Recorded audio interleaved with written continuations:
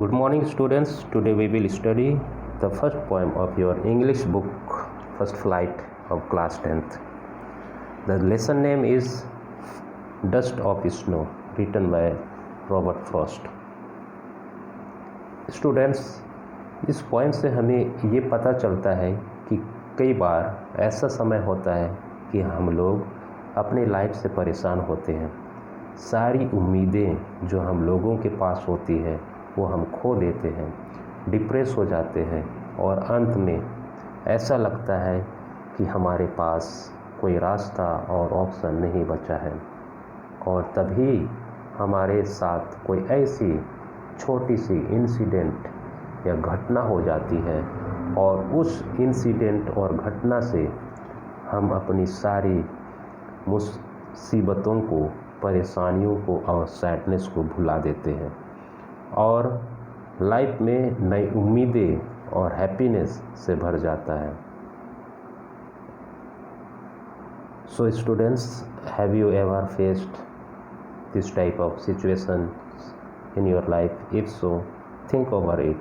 Okay, so students, इस poem के through Robert Frost हमें ये बताना चाहते हैं कि एक छोटी सी इंसिडेंट भी कई बार हमारे लाइफ में इम्पोर्टेंट सिग्निफिकेंट रखता है।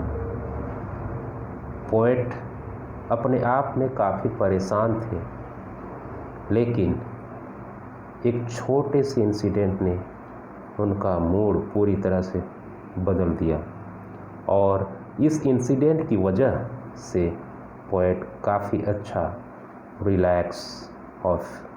रिलैक्स फीलिंग करते हैं। और पोएम के अंत में पोएट नेचर को शुक्रिया अदा करते हैं, काफ़ी थैंकफुल हैं कि उनके दिन को वेस्ट होने से बचा लिया। So students, with this introduction, now let's see the first stanza, Dust of Snow. Dust of snow. So students, dust means in Hindi झाड़ना। Okay, snow का झड़ना। तो किसी ने स्नो को पेड़ से झाड़ता है। The way a crow shook down on me the dust of snow from a hemlock tree. So students, first stanza में पोएट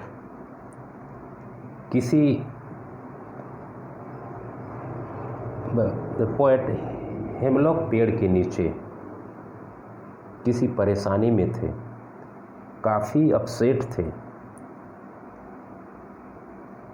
तब उसी वक्त एक क्रो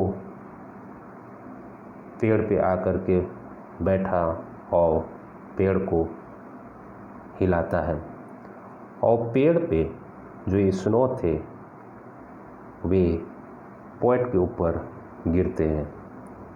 और हेमलॉक पेड़ जो होता है, ये पेड़ काफ़ी पॉइजनस पेड़ होता है जिसके ऊपर वाइट फ्लावर खिलते हैं।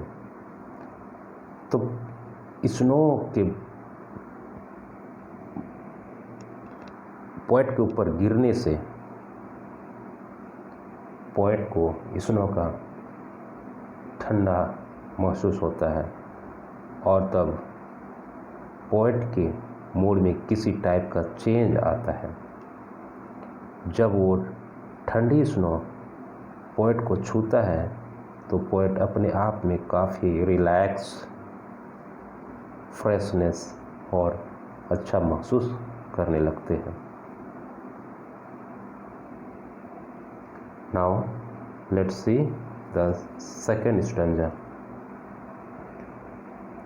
Has given my heart a change of mood and saved some part of a day I had rued. Students, rued means regret या पछतावा करना। ओके, और बस इसी तरीके से एक छोटा सा मोमेंट या इंसिडेंट उनका पूरा दिन वेस्ट होने से बचा लेता है। और अगर ऐसा नहीं होता तो पोएट इस बात को काफ़ी रिग्रेट करते और काफ़ी पछताते। इस इंसिडेंट से पोएट का मूड और फीलिंग बिल्कुल चेंज हो जाता है और उनका पूरा दिन वेस्ट होने से बच जाता है। और अगर ऐसा नहीं होता तो पोएट काफ़ी रिग्रेट करते हैं। So students, this is a very small poem written by Robert Frost. और ये पोएम हमारे लाइफ की रियलिटी को बताता है कि एक छोटा सा इंसिडेंट भी हमारे लाइफ में कितना इम्पोर्टेंट रखता है। So students, I hope you understood the poem. So now it is your turn to do the exercise. Thank you.